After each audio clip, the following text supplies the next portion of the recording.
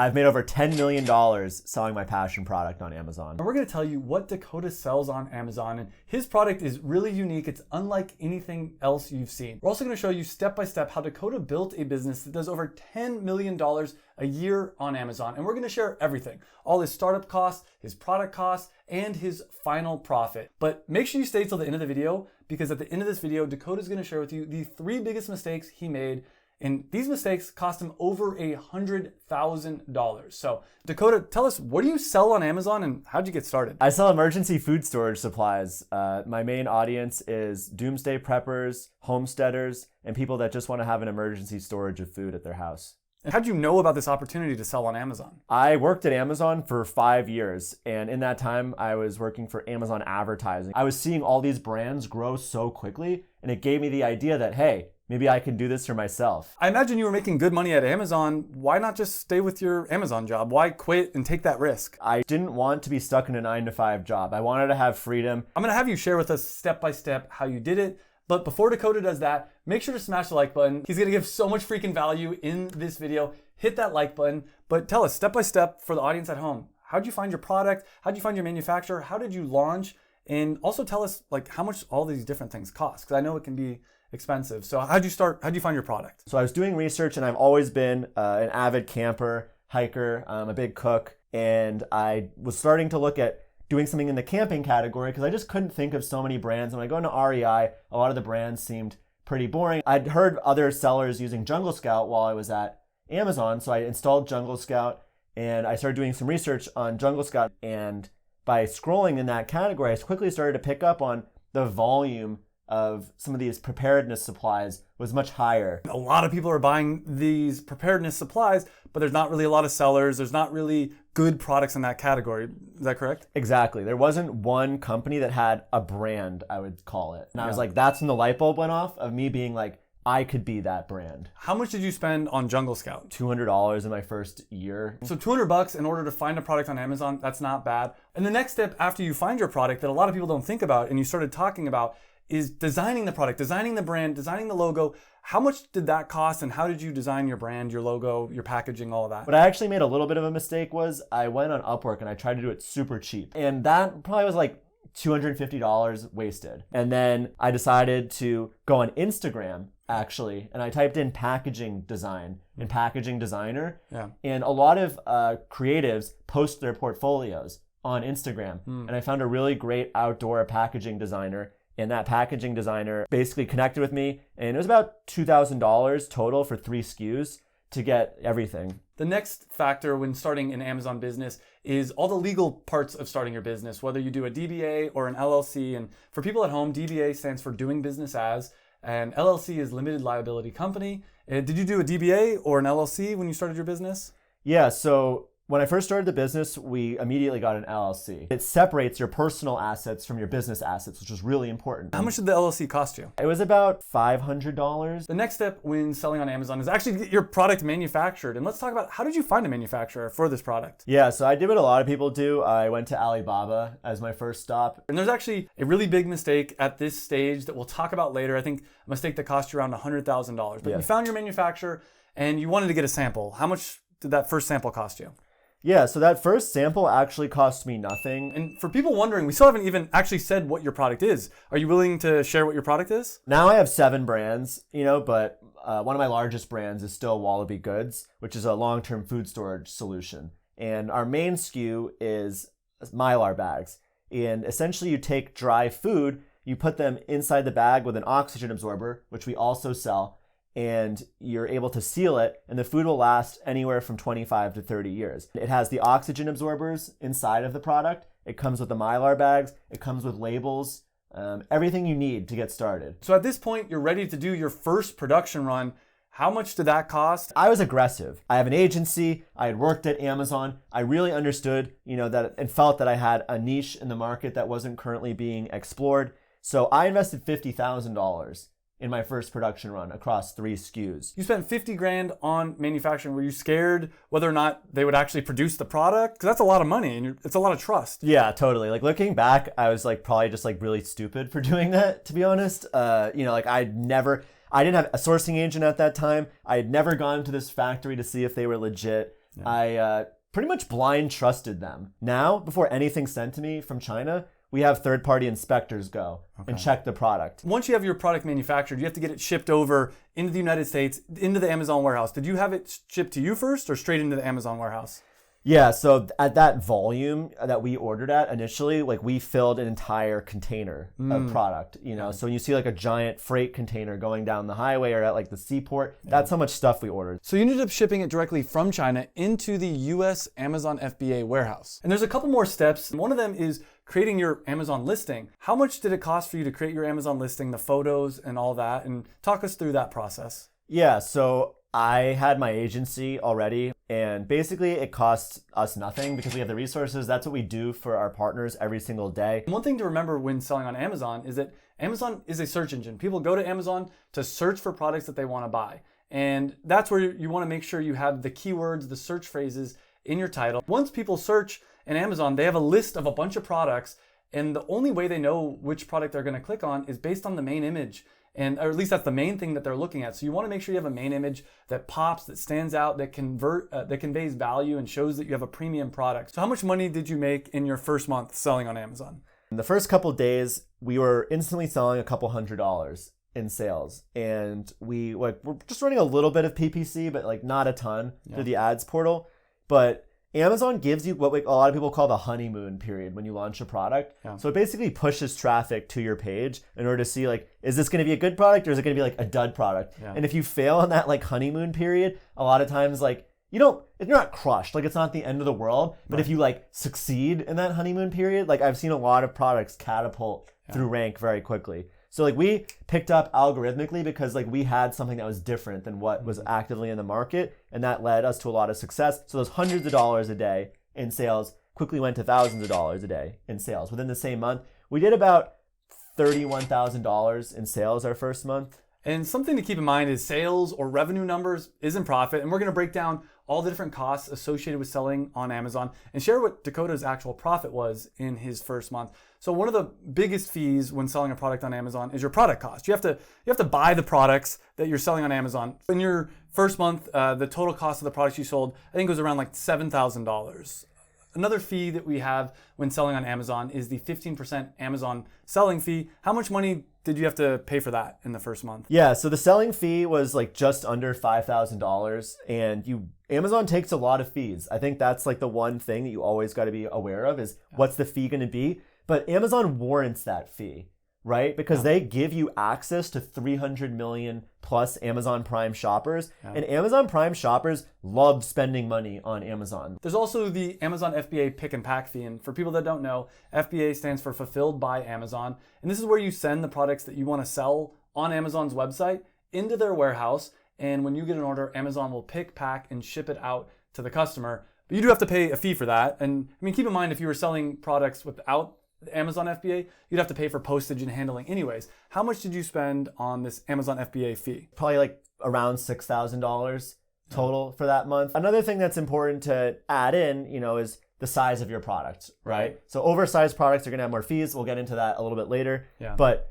PPC is also, a really important fee. How much did you spend on PPC? Yeah, so I typically am very aggressive with PPC, pay-per-click ads, and those are keyword-based ads. So if someone types in, Mylar bag, my product will come up like almost 100% of the time. I think it was about $6,200. And something that's crazy is the next month, you actually ended up doing $90,000 in revenue. And we're going to break down those numbers and explain how we did that in just a second. But there are three really important things that Dakota did in his first month that set him up for success. And the first one is he started working on new products right away. What was your thinking behind that? We launched the 3 SKUs, and then I had, I think about 4 or 5 other SKUs that I had in the pipeline, but I decided to say, hey, let's wait, which ended up being smart. Since I had kept those items in the queue, when I saw that success, those $1,000 days pretty quickly, I knew I had something, and it allowed me much more quickly to launch, those ancillary products. The second thing that you did was starting to work with influencers. Talk about that and how much did that translate into sales? Yeah, that's a great point. So when I started the agency and while I was at Amazon, I realized that brands that were using what I called omni-channel marketing were growing the fastest. People are on YouTube, they're on Instagram Reels, they're on like TikTok, right? Checking their emails, like doing all these various things. Like I need to have touch points in those areas where they're spending all this time to educate those customers. And so how would you recommend people at home interact with and find influencers? We just started reaching out to influencers within our niche of people that love to camp, people that love preparedness, people that knew a lot about the outdoors. And a lot of these people just post on Instagram because it's a passion for them. Yeah. They're not really thinking about it like as a business, and they like, oh, maybe one day when I get like 100,000 followers, someone will reach out to me.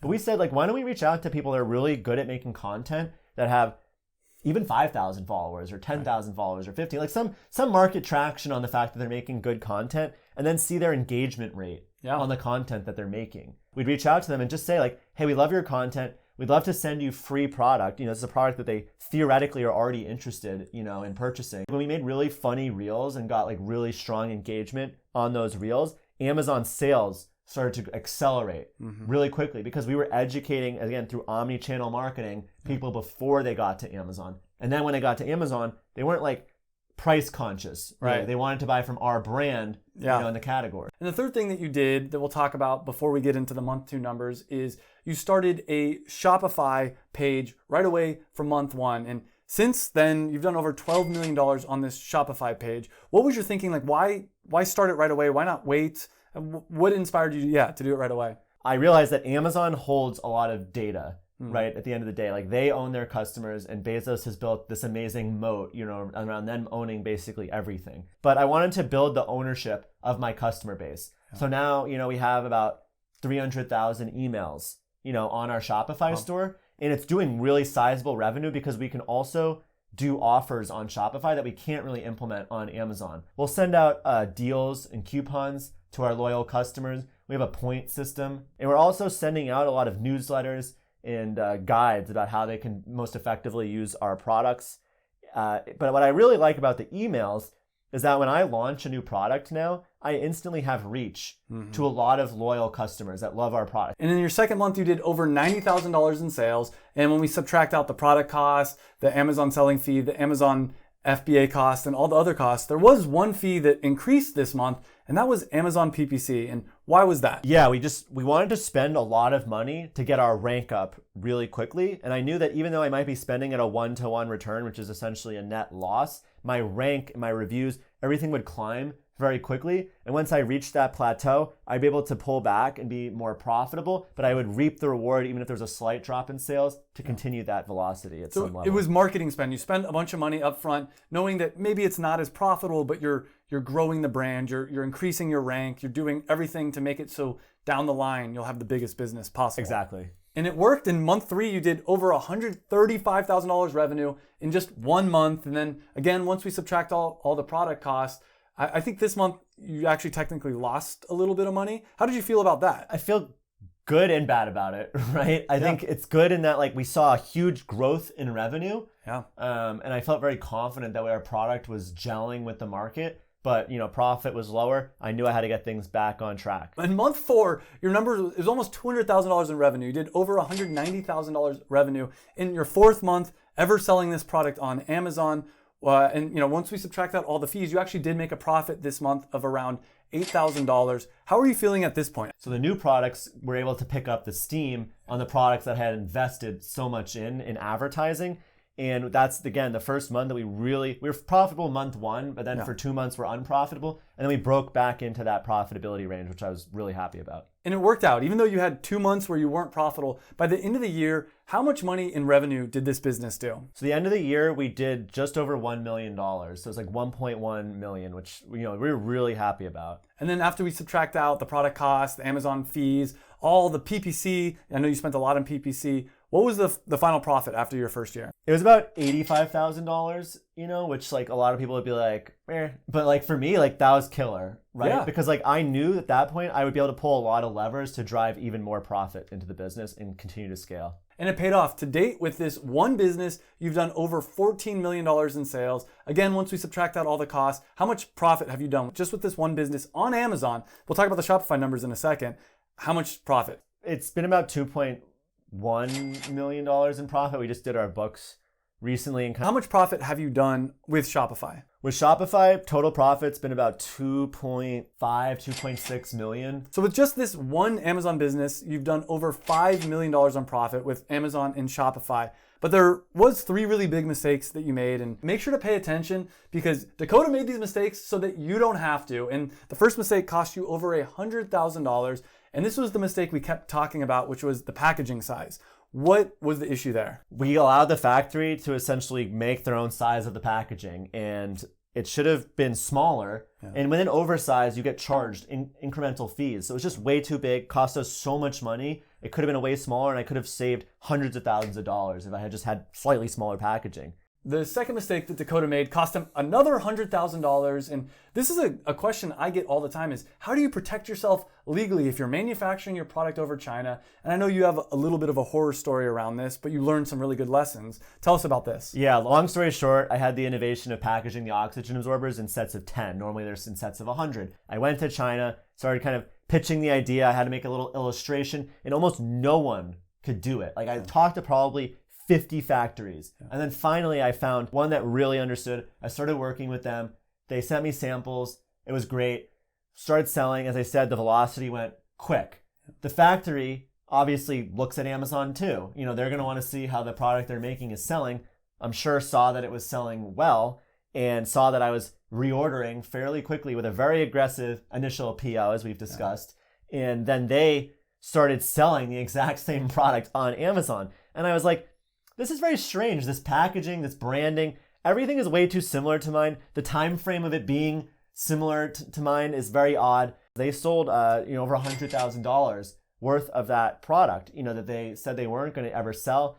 And I had to threaten legal action against that factory. Now I always protect myself before I start selling anything on Amazon. How do you protect yourself? And how can people at home protect themselves? You can do things that are very specific to protect yourself. So the number one thing I recommend is making your factory sign a Chinese NDA. You can hire a Chinese attorney. You can find a Chinese attorney on Upwork or via Google search. They're an attorney that's actually licensed in China. China has an extremely robust legal system, which is very interesting. And it's much cheaper to deal with legal matters in China than it is to deal with them in the US. Draft that NDA. That NDA prohibits the factory from disclosing either that they work with your brand or to give out the proprietary construction of your product. The next one you're gonna want is an NNN agreement, like literally the letter N 3 times. And it basically prohibits the factory from making that exact configuration for any other company. And if they do at that point, they're rocked. If they get found out or you sue them in court,